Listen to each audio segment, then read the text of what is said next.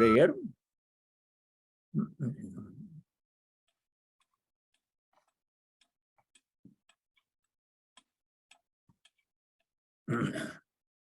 I don't have the universal prayers book with me.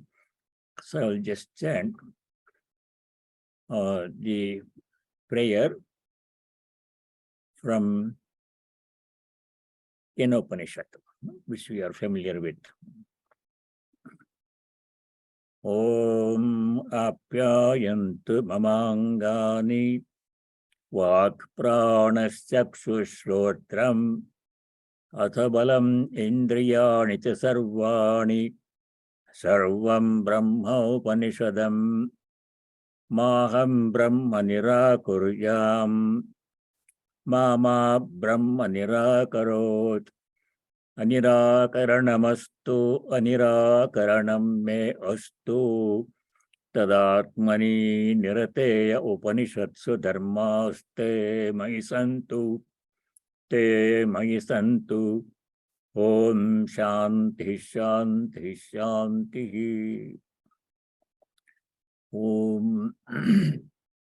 I pray to the Divine Lord that all parts of my personality, including the body, mind, sense organs, speech, and the vital force, may they all increase in strength and function in perfect harmony.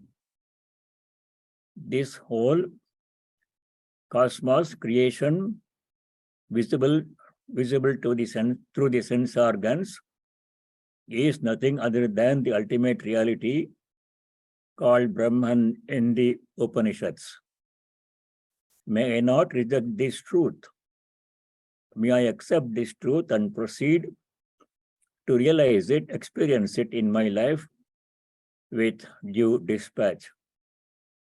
As I am engaged in this noble effort to realize my divine nature, may all the virtues described in the Upanishads come to me. May all the virtues such as truthfulness, straightforwardness, strength and purity, may all those virtues come to me and reside in me. Om peace, may there be peace and joy in our hearts. May there be peace and harmony amongst all beings. And may there be peace everywhere in nature. Last 2 weeks we didn't have class as we were celebrating Christmas Eve and New Year's Eve. We were studying sloka verse number 65 in chapter 18, where the Lord Bhagavan Sri Krishna gives concluding teachings in one line. This sloka number 65 it contains the summary of all the teachings that we can put into practice. It does not contain the Brahma Vidya portion. Bhagavad Gita has two kinds of knowledge. Brahma Vidya, Yoga Shastra. Brahma Vidya means the nature of the self. Everything is Brahman. What's the nature of that self? We are all that. That one. We studied that in chapter 2 and subsequently in many other chapters. That is not contained in sloka number 65. What can be put into practice in our daily life every moment, those instructions are given in verse number 65 by way of summary and conclusion. After this verse 65, the last verse 66 is the conclusion of, we can say the conclusion of the Bhagavad Gita at that point. And then what follows after 66 is all by way of Palashruti and concluding statements. So let us do 65. Manmana bhava madbhakto madhyajim nam namaskuru mame vaishyasi satyam te pratijane priyosi me. The second line, Bhagavan Sri Krishna says to Arjuna, Priyosi, you are very dear to me. Here, not only Arjuna, everybody is dear to the Lord. The whole teaching of the Bhagavad Gita was given to Arjuna, using Arjuna as the instrument, but addressed to all mankind of all times. Of all times, this teaching does not go out of fashion, does not become irrelevant at any time. It is Sanatana Dharma, always remains relevant in all places at all times, universal truths. Through Arjuna, it was conveyed to all mankind.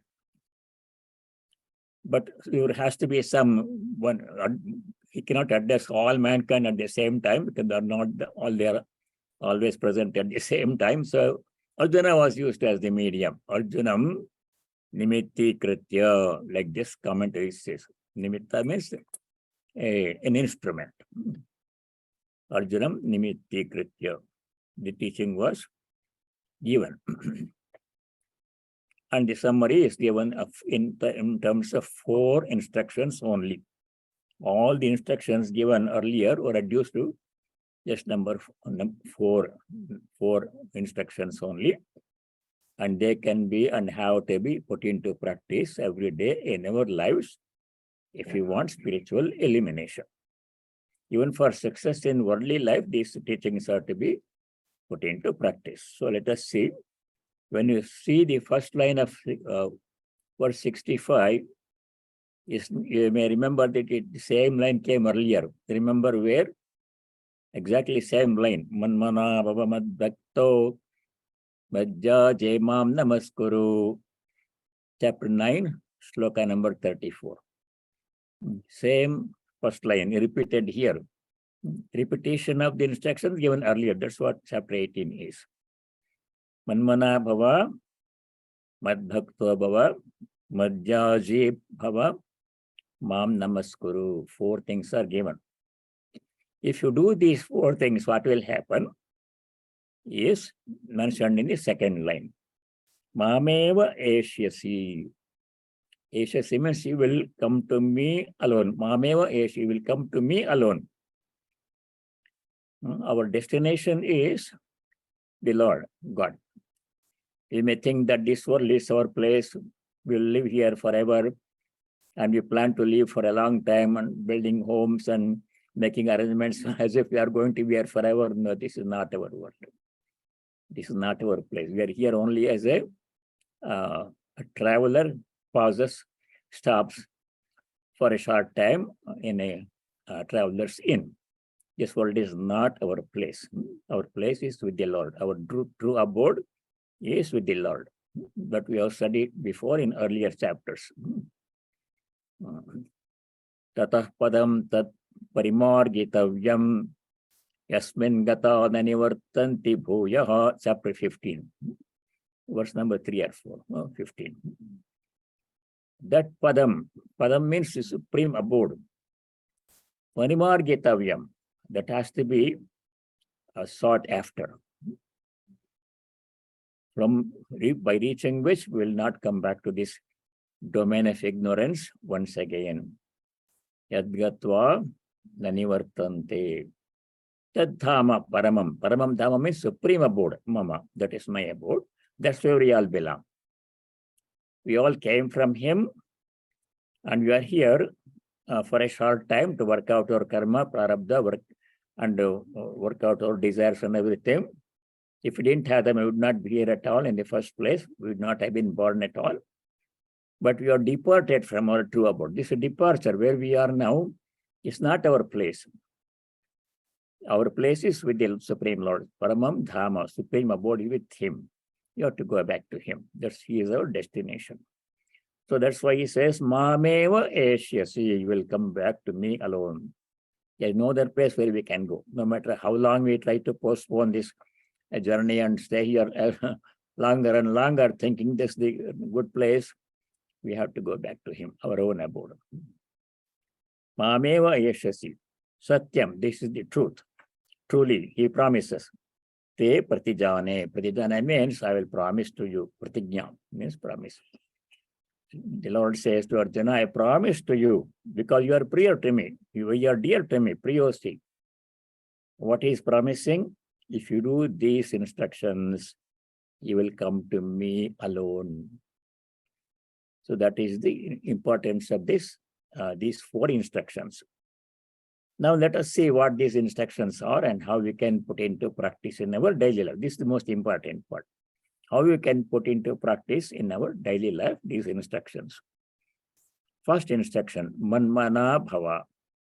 This has come before earlier. Manmana bhava means fix your mind on me. Mat mana bhava. Mana means mind. May your mind be united with me. Manmana bhava. How to keep the mind fixed on God all the time? We have this question because you have to do so many other things. People who have jobs, they have to go to work and long hours they have to work. These days there are no working hours at all. In our time, I had a 9 to 5 job. And I would go at 9 o'clock and after 5 o'clock I'd go home, and next morning until 9 o'clock I didn't think about the office at all. But it's not the case now. People are always on call meeting at night because your client is in some other country. When it is night here, it is day for them. So all the time you are at work. When you are doing that and other responsibilities like taking care of the family and all those things, how can we keep our mind fixed on God? It is possible. Otherwise, the Lord would not have said it.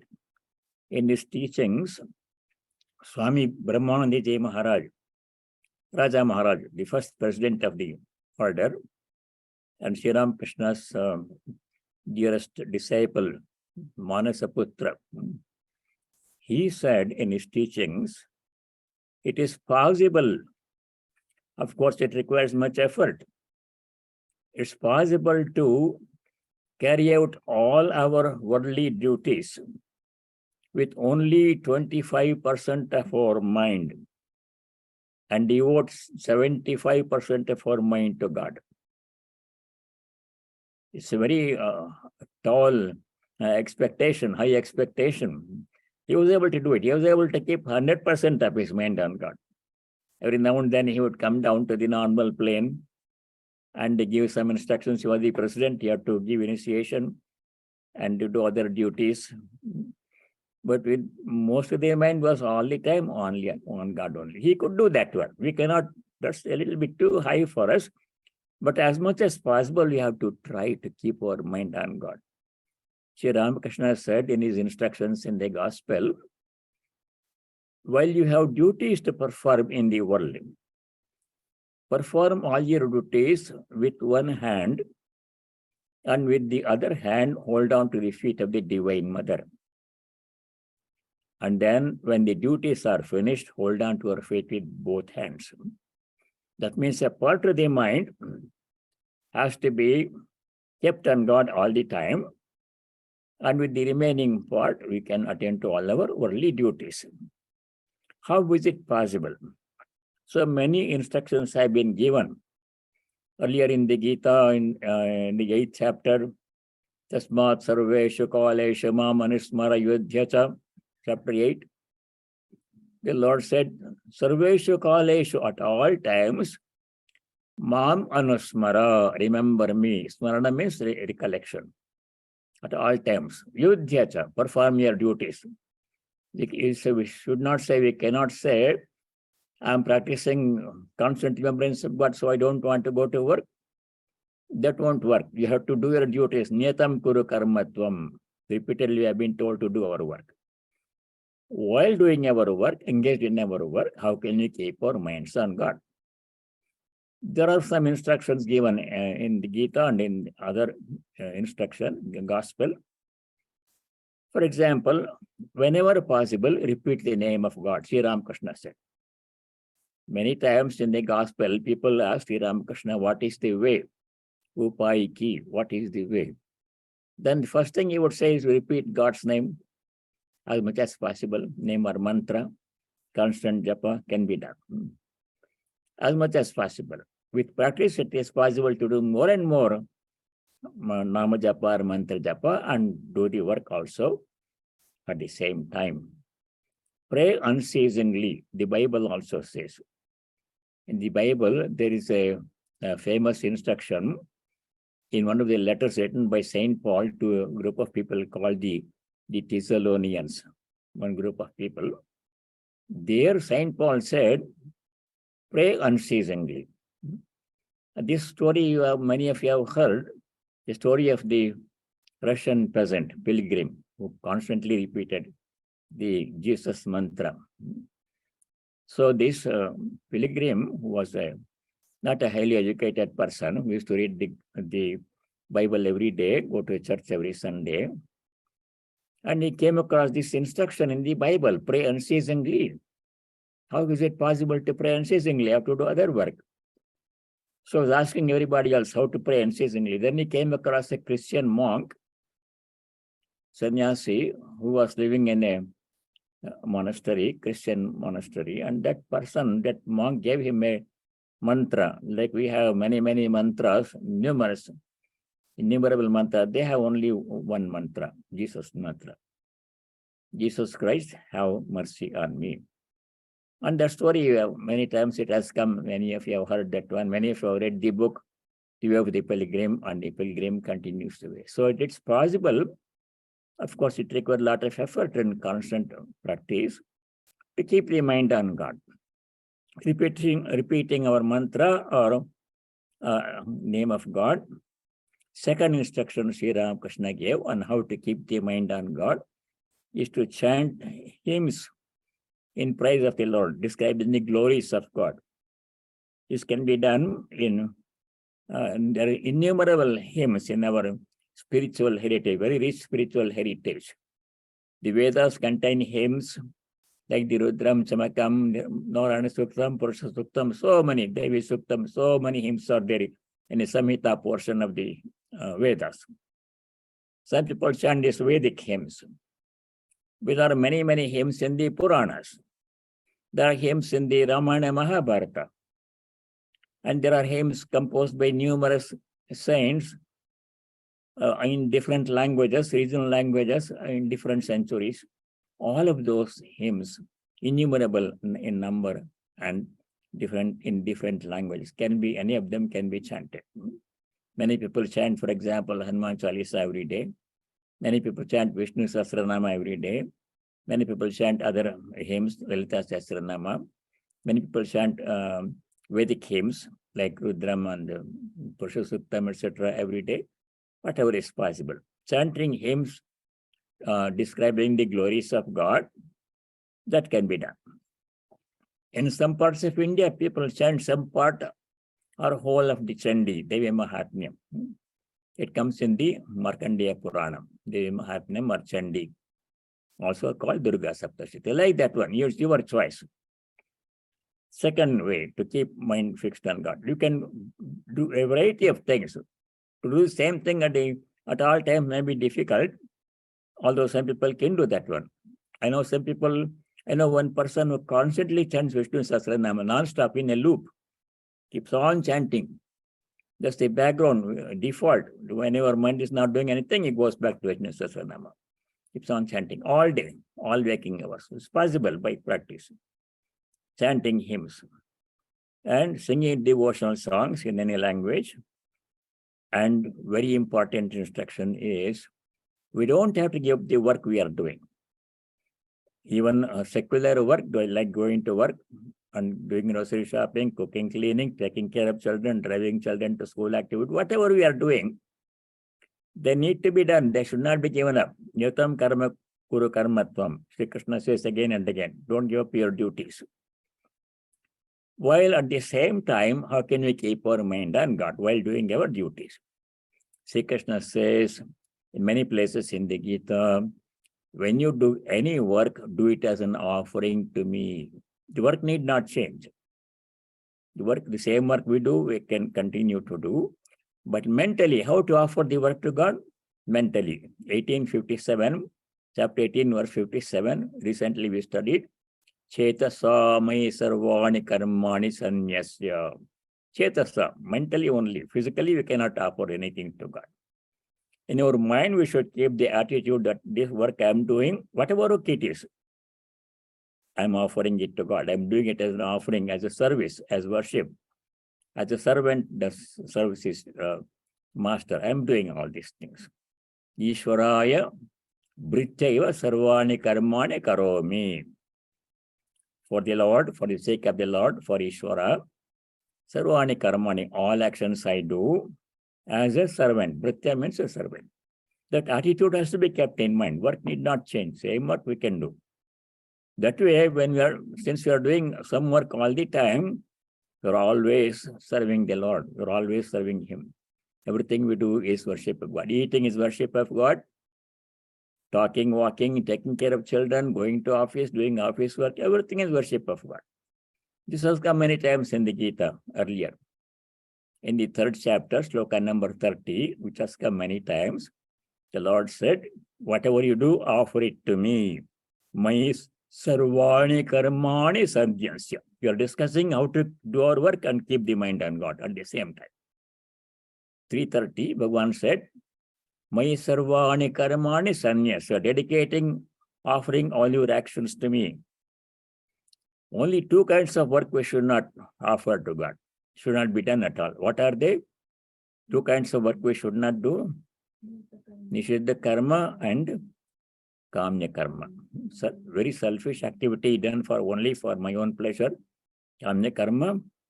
Nishiddha karma means prohibited actions, immoral, illegal action, telling lies and cheating, stealing, that we should not do. They cannot offer it to God. We should not do at all. That we know, first instruction. Other than that, all action that we do can be offered to God, should be offered to God. Again, in chapter 9, sloka 27, the Lord emphatically said, whatever you do, offer it to me. Yat karoshi, tat kurusha madarpanam. Whatever you do, no exception. Excepting, of course, nishiddha karma and kamya karma, we should not do at all. Other than that, secular activity, spiritual activity, all can be offered to God. Whatever I do, regardless of the nature of work. That way, we're always serving the Lord. Yat karoshi yadashnasi, 9:27. Yat johoshi dadasi yat tapasya kauntaya tat kurusha madarpanam. Do it as an offering to me. How to offer? Chetasa, 1857. Mentally only. Work does not change. That is a powerful way to keep the mind on God while doing our duty, not neglecting our duty, taking care of everything that we are responsible for, and at the same time, keeping the mind on God. And this instruction was repeated again in a recent verse, chapter 18, verse number 46. There, Bhagavan Sri Krishna said, by doing all your work as worship, you will reach the highest. Yatah pravrittir bhutanam, 1846. Yatah pravrittir bhutanam yena saramidam tatam sakarmana tamabhyarchya siddhim vindati manavaha. Sakarmana, by doing our own duty. We don't have to change our duty. Even a police officer sometimes has to use force. A janitor has to do unpleasant cleaning work. It are all work, worship of God. You also heard the story of Rasika, the janitor in the Dakshineshwar temple. He also could reach God by the grace of Sri Ramakrishna. All he was doing was cleaning. There's a janitor in India, a sweeper. Janitor here are all, they are well paid and they travel to their workplace in car and they live nicely. But janitors in India, their living conditions are very poor. But he also, Rasika also could reach God realization. Sri Ramakrishna went to him at the time of Rasika's death. Although Sri Ramakrishna had left his body earlier, he went to Rishika. At the time of Rishika's death, held his hand, led him onwards to his own abode. See, it's possible. The nature of work does not matter. So 1846, there Bhagavan Shri Krishna said, Swakarmana tamabhyarchyam siddhim vindati manavaha. All human beings, there is no exception. Whoever be the person, whatever be the nature of his or her work, men, women, everybody, regardless of education, wealth or whatever, everybody can reach God by doing their own duty as worship of God, as offering to God with love, with joy, with devotion. That is the way to do all work. That is very powerful instruction. Do all work as offering to God. And then other instructions have been given. Sadhana Sangha, holy company. Sri Ramakrishna emphasized the importance of holy company. These days, with all this modern technology, holy company is much easier. Earlier, if you have to see somebody, holy person, you have to go to their place, traveling by train or bus or by walking. Now it's not necessary. We can, in our own place, we can stay and have holy company. We can listen to the talks and instructions of holy people right now, everywhere, anywhere, wherever we are. And we can keep photos of holy people in our place. Looking at the photo, it reminds us of the holy person. Mind thinks of the holy person. Reading their instructions, reading their biographies, thinking about the events in their life. All of these are ways to keep holy company. And one more instruction. While doing any work that you are required to do, it is possible to keep, or at least a part of our mind on God by doing all work as worship, dedicating everything to God. That way, it is possible to practice this first instruction, manmana bhava. To do this one, to keep the mind fixed on God all the time, we don't have to go to some other place. We can continue to live where we are living right now. We can do the same kind of work we are doing. We don't have to change the work. And we don't have to change anything in our life. Only our attitude has to change.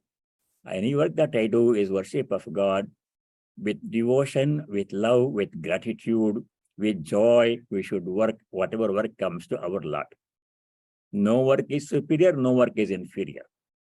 Sri Krishna says in the 10th verse of chapter 18:10, there he says, no work should be despised because it is unpleasant. And one should not become attached to work if it is pleasant. Everybody wants to do some work which brings visibility, rewards, fame. But nobody wants to do the work in a background. No one notices, no one says thank you. No, that's not like that. 18:10, Bhagavan Shri Krishna said, Nadveshti akushalam karma kushale nanushajjate tyagi sattva samavishto medhavi channa samshayaha.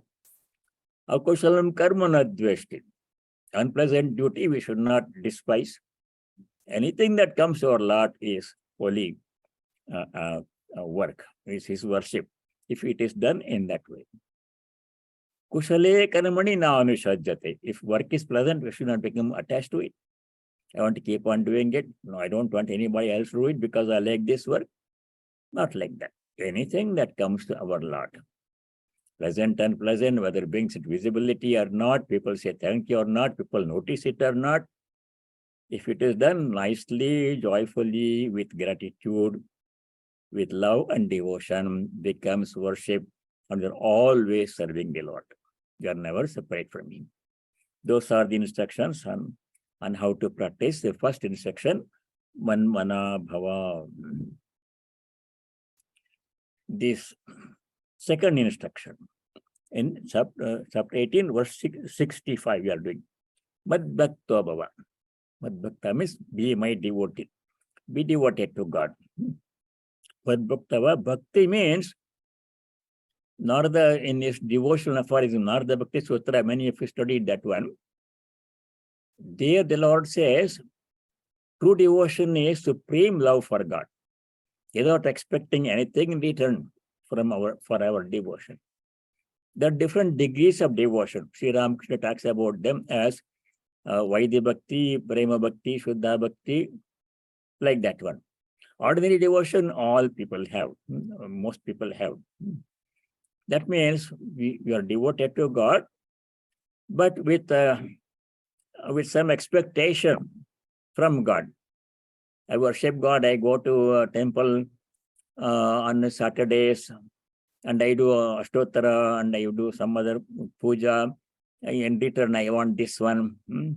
May my family members have good health. May my daughter get a good son-in-law, bridegroom. All those expectations are there in people's minds. With that, they worship God. Is it good or bad? What does Sri Krishna say about it in the Gita? Does Sri Krishna say it is bad to ask God for something?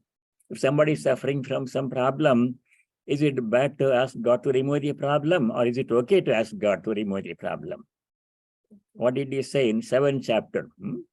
Slokas 16, 17, 18. There he says, Bhagavan says it is okay in the beginning. Not that always, okay in the beginning to ask God for something that we don't have or that we want something.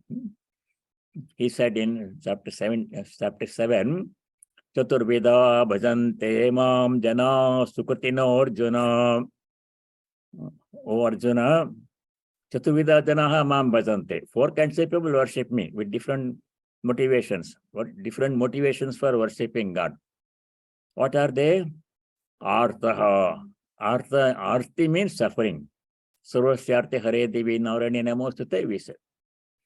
Artha is a person who has some kind of problem. Health problem, family problem, job problem, children problem, anything. Parent problem, husband-wife problem. So many things are there in people's lives. So a person who has a problem, is it okay to pray to God to remove the problem, make him free from the problem or not? What does Bhagavan say? It's okay, he says. Because he says, Sukurtinaha, they are doing the right thing. If you go to God, even to ask God to remove a problem you have, that itself is good because you're going to God. For whatever reason you go to God, you're going to God. That in itself is a good thing. If the child goes in the mother to ask for a cookie, is it good or bad? It's okay. Where does the child go? Except the mother. So like that, it is okay. Sukurtina, they are doing the right thing. Udara sarva evaite. And he said that all noble people, they are worshipping God for some reason. Even with expectation of something from God, if you worship God, it's okay, he said. Second kind of person is jignasu, artha jignasu. Jignasu means only a desire for knowledge. Jnana means knowledge. Here knowledge means knowledge of God. A person who wants to know God, he prays to God, oh Lord, reveal your true self to me, true nature to me. I want to know you. I want to have devotion to you. Pray for devotion, pray for knowledge. It is very good. That person is doing the right thing. Artharthi, third person. Third kind of motivation is, Artharthi means one who is asking for something of a worldly nature. Artha means money. Artha means any object, anything. Artharthi means a person who does not have something is missing in that person's life, and he is asking God to make that missing thing available with the hope that if that missing thing is provided to him by God, he will be happy, life will be happier, better, fuller. That is the contention. For example, a person does not have a job and he has to support a family. How does he do without a job? So he praying to God to give me a job. Is it good or bad? It's okay in the beginning. It's okay. Artharthi. A person does not have a child, young couple, they want to have a child. Of course, in the highest realm of thinking, this all upadis, child and family, job problem, all have to have given up. That is the higher stage. But in the beginning stage, a person wants to have a child couple, they pray to God for a child. They go to the Ashwatha Vriksha and do 108 pradakshina every day and do some worship. Santanu Gopala Krishna worship, they do. Is it okay or not? It's okay in the beginning. If a child wants a cookie, it can ask the mother, it's okay in the beginning. Later on, it will realize, why should I ask all these things like that? That will come later. Artharthi. A person who wants something else, a house, homeless person, has no place to stay. He asking for to God. He asking God to make a place, give a place for him to stay at night. It's okay to ask. Later on, realization will come that I don't have to ask God. He knows better than I know what I need. God knows my needs better than I know my needs. I may think this is what I need, but it may not be good for me, but he knows better. So I shall leave it to him. I shall not tie his hands by specifying something that I want or don't want. Let him provide what he needs. But he has repeatedly promised, God has repeatedly promised that he will take care of the devotees. Remember that famous sloka, 922, isn't it? Ananyastintayanto mam yajana paryapasate tesham nityabhayuktanam yogakshemam vahamyaham. Yogakshemam vahamyaham. The Lord has promised. Yoga means he shall provide what is needed for us.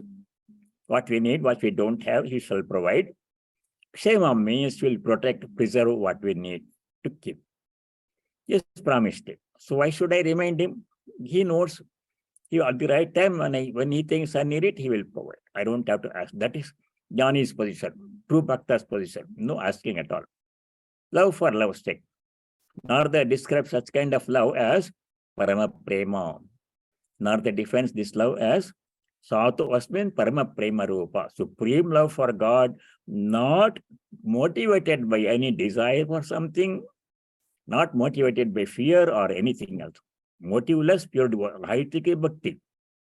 Haitiki Bhakti it is called in the Gita. So that kind of bhakti is what Sri Krishna is asking us to practice. Mad bhakto bhava. In the beginning, asking is okay, but gradually we should realize he knows better. In the 9th chapter, he said, Name bhakta pranashvati. Arjuna, I shall promise my devotee shall never perish. If you have devotion to God, he will protect us. Same thing in the Christian idea also. The Lord, in the Bible, there is a part of the Bible called the Book of Psalms. 23rd chapter in that Book of Psalms, there is a famous prayer. It says, the Lord is my shepherd and I shall not want. The Lord is my shepherd and I shall not fear. He's taking care of me. Why should I ask him for this and that? He knows what I need before I know. So let us leave it to him. That is pure devotion. Pure devotion means not seeking exclusive devotion to God. That we have studied before. Then asking something in the beginning is okay, but gradually we should give up the asking. Leave everything to the hands of God. Whatever he provides, whenever he provides, as much as he provides, with that I shall be happy. Wherever he keeps me, in whatever condition he keeps me, in that condition I'll be happy. I leave it to him. I'm not going to tie his hands by specifying this or that. That is pure devotion. Mad bhakta bhava. Second instruction. Third instruction, and how to practice devotion. So many devotional practices are there. We saw earlier, chanting God's name, doing ritualistic worship, and doing all work as worship, best kind of worship. In many ways, we can practice devotion to God. Third instruction, Madhyaji Bhava. Yaga means sacrifice.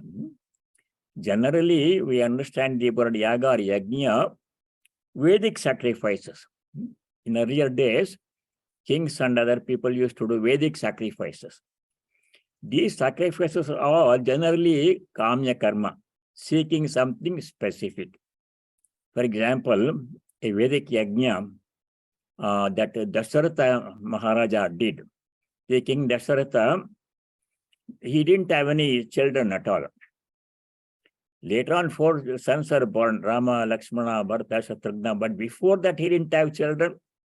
And he had 3 wives, but no children. So he was worried because the king has to have at least 1 son to whom he can hand over the kingdom and go to the forest for Vanaprastha. That was the tradition those days. Kings used to, when the first son became able to assume the responsibility of the kingdom would entrust the kingdom to the first son And then king and queen would go to the forest, live in a hermitage, thinking about God, one ashrama. Well, all that has changed right now. Some people can still do that one. So Dasharatha didn't have any children. So what does he do? He became worried. So he goes to his teachers, Vashishta, Vishwamitra, Vishishta. I want to have children, at least one son, to make an interest in my kingdom when they want to go to the forest for ashrama. So he was advised by his teachers to do a certain kind of Vedic yajna. And he did that one. And he got 4 children. But what kind of yajna he did? The name of the yajna that Dasharatha did to get 4 sons was called Putra Kameshti Yaga. Putra means son or children. Kama means desire. Ishti means a kind of Vedic yajna. Putra Kameshti, he did. It's a Kamya Karma. With a specific objective of getting children, he did that worship. Very elaborate Vedic ritual. We don't do those kinds of yaga these days. Simple homa we do. Like Gayatri Homa, Chandi Homa, those the people continue to do, but not Vedic yajnas like before. So that is one kind of yajna. He's not meaning that one here. When Bhagavan says Madhyaji Bhava, it does not mean that kind of Vedic yajna. We can't all do that one. He's not asking us to do that kind of yajna. What he's asking us to do is, whatever work we do it as yajna, as offering. Yajna means offering.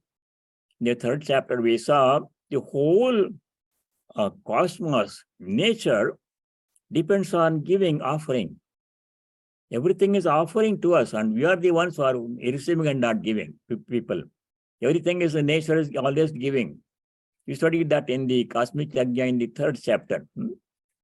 How? For example, you see the sun. 24 hours is giving sunlight.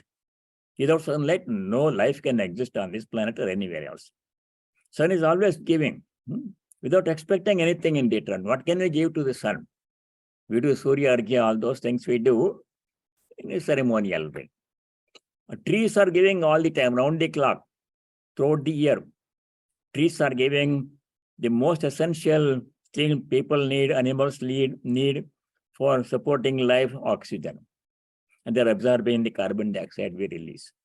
They're doing it 24 hours a day without complaining, without expecting anything in return. Everything is giving.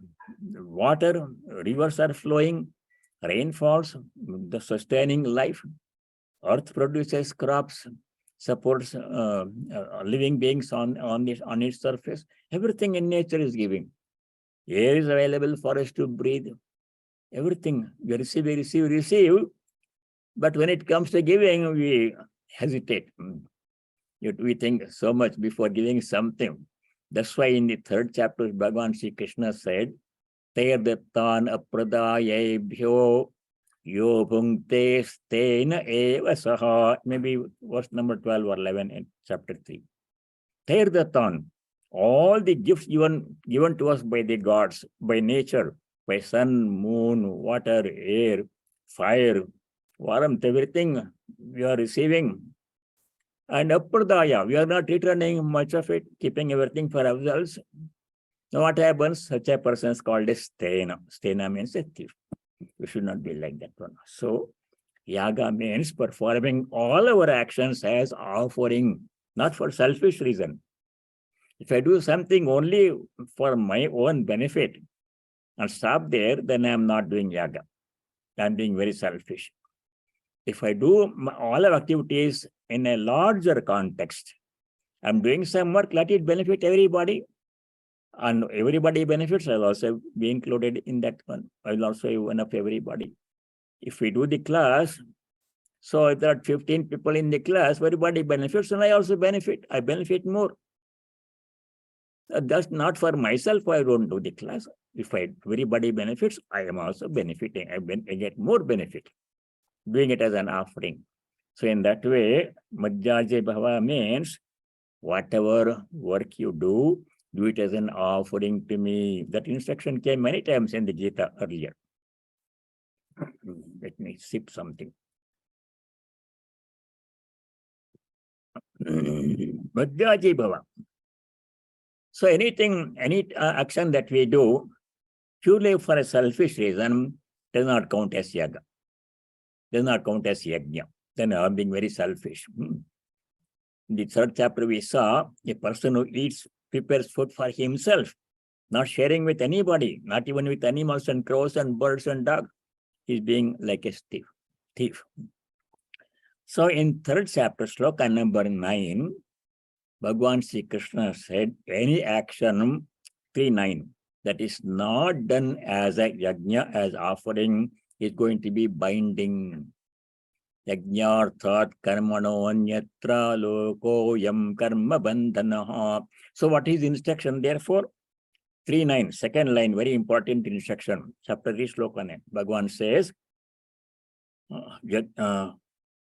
tadartham karma kaunteya mukta sangas samachara. Therefore, if you do any action other than as offering for selfish reason, there's going to be binding. You'll be like a thief, receiving, not giving. Instead of that, if you do everything as an offering, therefore, tadartham karma kaunteya mukta sangas samachara. Mukta sangha means giving up attachment to karma phala. This is my work, I must get the benefit from it, is extremely narrow-minded view, just binding. Instead of that, this is what I'm doing. Fortunately, I have the opportunity to do this work has come to me. I'm doing it as an offering, as worship, with love, with joy, with devotion, offering to whole society, all mankind, to anybody, even one other person, not just for me alone. That unselfishness is what Sri Krishna is asking us to practice. Here it says, Manjaji Bhava means perform all your actions in an unselfish way as an offering, not just for one's own self.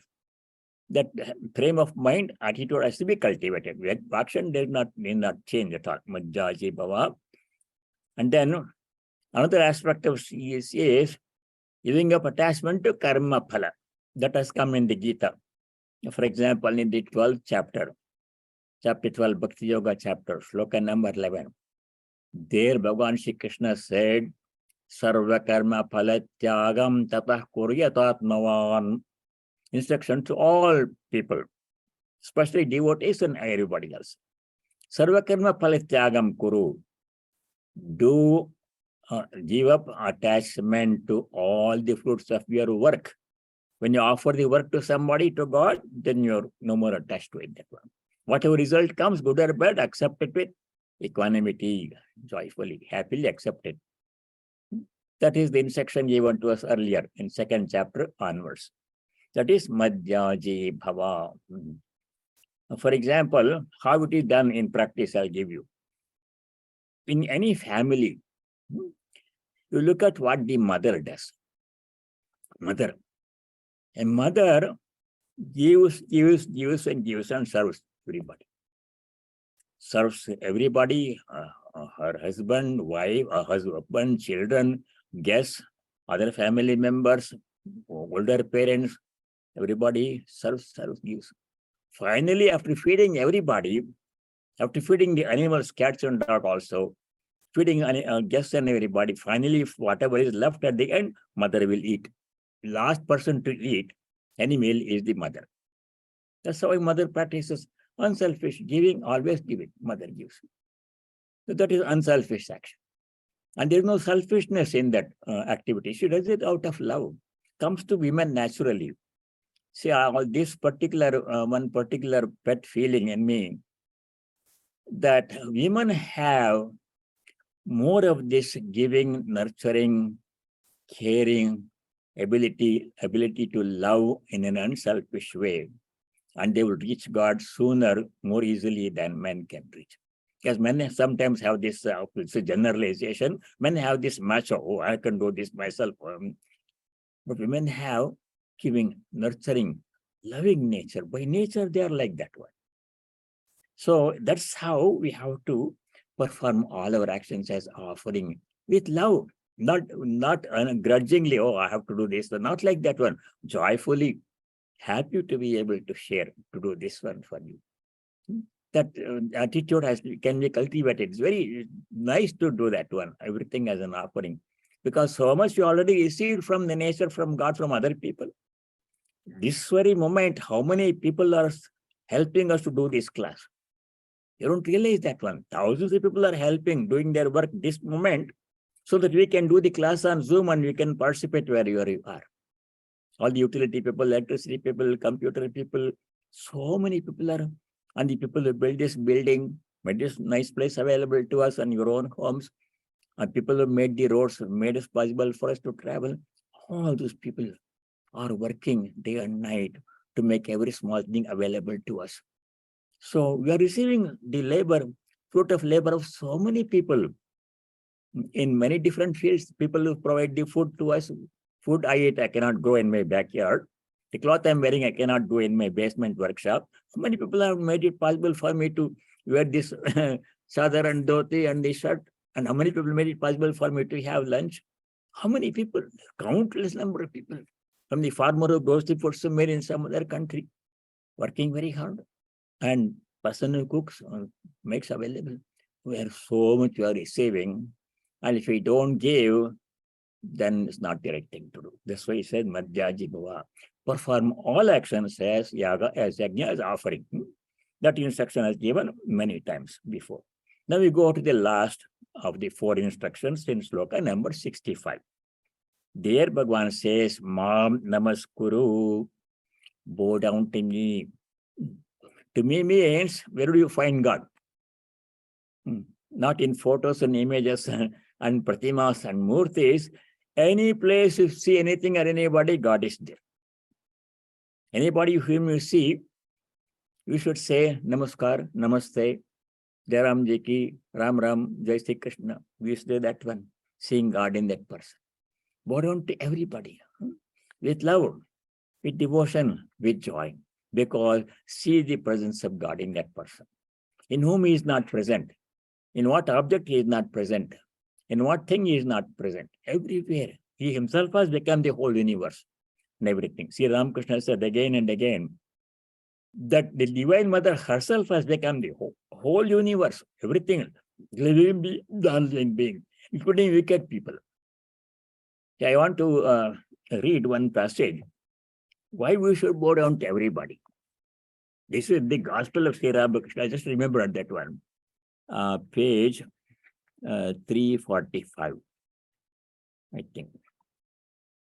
345. Okay, here it is. Why we should bow down to God, or God in everyone? Because he is present in everyone. That we studied many times in the Gita. I am present in the hearts of all. He has said so many times. Amatma Guda Kesha Sarabhota Shestita, 10:20, 15:15. I am present in the hearts of all. Sarvaseta, Mardisa Nivishta, so many places. 13:27. Everywhere, Samam Sarveshu Bhuteshu Tishtantam Parameshwaram, so many places we have seen. Present in all, without any exception. Even in wicked people, he is present.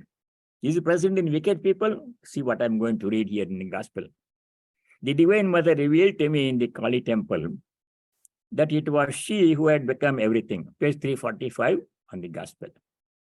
Here, it is she who had become everything. She showed me that everything was full of consciousness. The image was consciousness. The altar was consciousness. The water vessels were consciousness. The door sill was consciousness. The marble floor was consciousness. All was consciousness. Satchidananda. I found everything inside the room soaked, as it were, in bliss, the bliss of Satchidananda.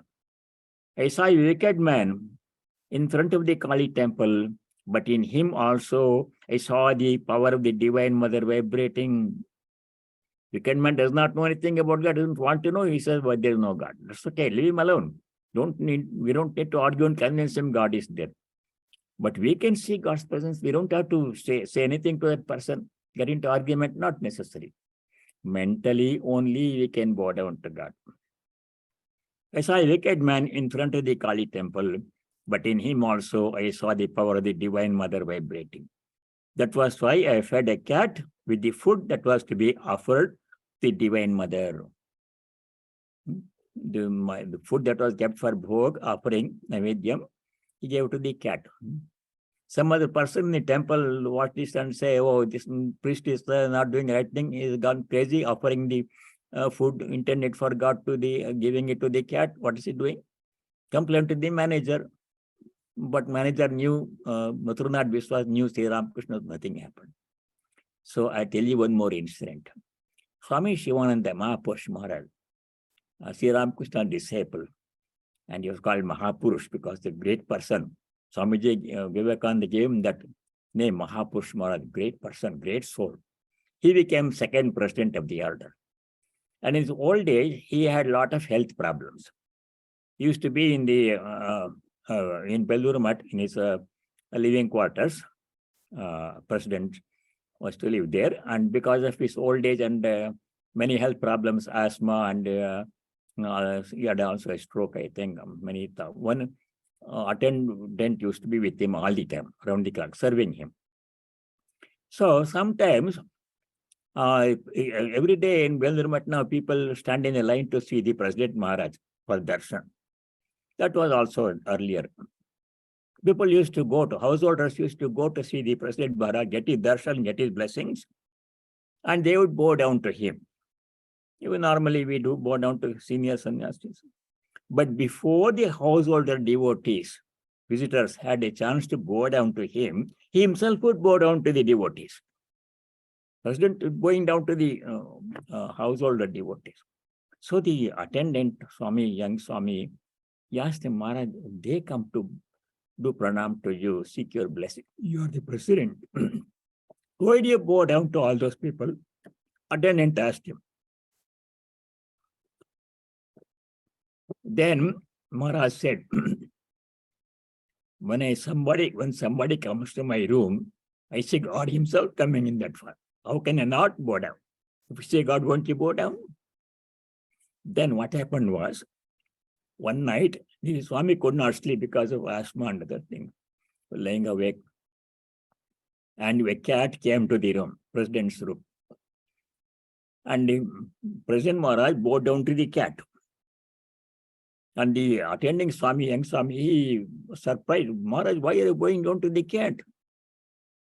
The Maharaj said, whether it is cat or what, when I see God in the cat also, how can I not bow down? Like this one, those who have the eyes to see God, they see God in all and everything, inanimate objects also. So we can cultivate that incisive vision where we can pierce through the shell of personality, misleading, man or woman, rich or poor, educated, uneducated. This we can, personality things we can disregard and see the divine presence in every person possible to see. This is our goal in life. Our goal in life is to see God in all and everything. This is explained in chapter 6, sloka number 30 in the Gita. Yomam pashyati sarvatra sarvam cha mai pashyati. That is the way, that's why we have to bow down to God in all and everything. Not only in images and temples and photos, everywhere, in everything, He is present. And at least mentally, if not physically, sometimes not possible to physically bow down to everybody. Becomes awkward. Mentally, you can bow down to God. So 4 instructions were given in the first line of sloka number 65, which happens to be same as the line 934 in the Gita. That line has come twice in the Gita. That means the repetition means it is very, very important. These 4 instructions are summary teachings of Bhagavan Sri Krishna. He gave to Arjuna, and through Arjuna gave to all mankind, past, present, and future, so that we can practice these things as much as possible in our lives and realize the goal of spiritual illumination. So let us stop here, and I shall say the closing prayer. Om sarve bhavantu sukhinah, sarve santu niramayah, sarve bhadrani pashyantu, ma kaschid dukkha bhag bhavet. Om shanti shanti shanti. Om. May all be happy. May all be free from diseases and other problems. May all realize what is noble and auspicious and dharmic. May there be no suffering for anyone at all. Om peace. May there be peace and joy in our hearts. May there be peace and harmony amongst all beings. And may there be peace everywhere in nature. Hari Om Tat Sat. Sarvam Sri Ramakrishna Arpanamastu. Thank you all. And have a nice weekend, nice week. God willing, see you next week. Thank you, Maharaj. Thank you, Swami. Swamiji, one little thing. When Swamiji was bowing to the cat, it was also God bowing to God, right? Even Swamiji was God. He right? Well, everybody. God. Yeah. Is that right? Yeah. Yeah. Who else is there? Okay. The person who bows down, the person who may bows down, all are he playing different roles, different parts. Only he is there. So if you see his presence in all, including myself, then that is the goal of life. Not only in others, in me also, in everyone else also. If you see the presence of God, what else is there? That is what we have to. Yeah. Even we have to cultivate. Swamiji, there is one question I have from another chapter. Can I ask, please? Yeah. Chapter 4:14. There is a shloka, Namam karmani limpanti name karm phale spriha iti yo abhijanati karmna sa bandhyate. Give me 1 second. Let me put on this earphone. You can hear better. 4:14.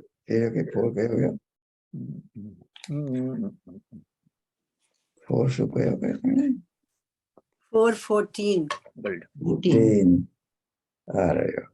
Namam karmani lim.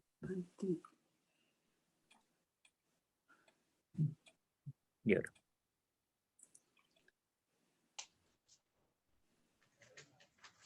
Mataji, what was your question? Okay, I am going to read out my question. My question is, if I understand, know, follow, and totally believe what is stated by him in the first 2 lines, does it really mean that my karmic bondage will get weakened? Because he says, iti jo abhijanati karmana sa bandhyate. Yo mam abhijanati karma birna sa bandhyate. So is it really, if I really understand that he does the work without attachment, it doesn't bother him, the results and things like that. If I totally understand what he's saying in the first 2 lines and believe it totally, then does it really mean that my karmic bondage will get weakened because he says karmna sa bandhyate?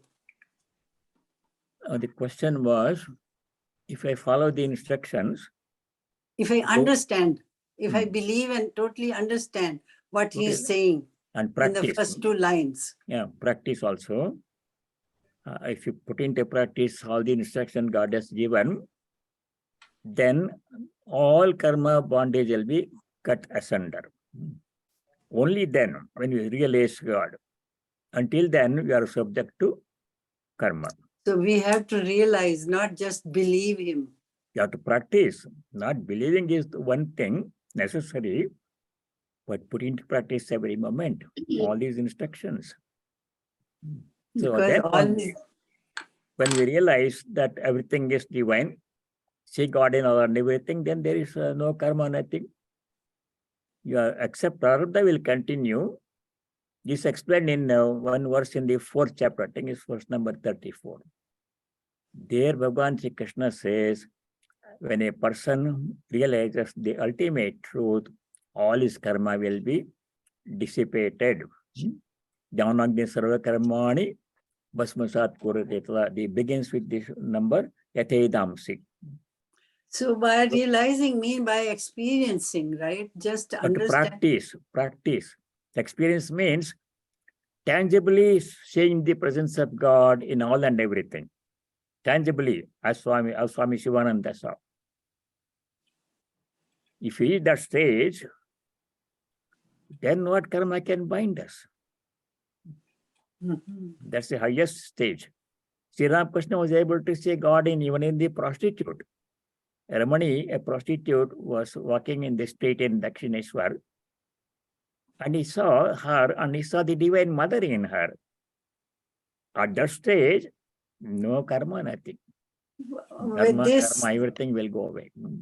you mean to say it becomes visible to them when they say they saw? That's what It I is- think. I don't know from experience. Yeah, this is something. Something that I have read in the book. He saw the Divine Mother in the prostitute. In the wicked man also, he saw the divine vibration. That a passage I read just now in page 346. So that experience, when it comes, then everything will become free from everything. Total freedom, mukti, liberation from all karma, bondage, everything. It's very high state. In the meantime, you have to practice all the disciplines, instructions given to us in the Gita, throughout the Gita. It won't just come like that overnight. All lifelong practice has to be done. Then it will.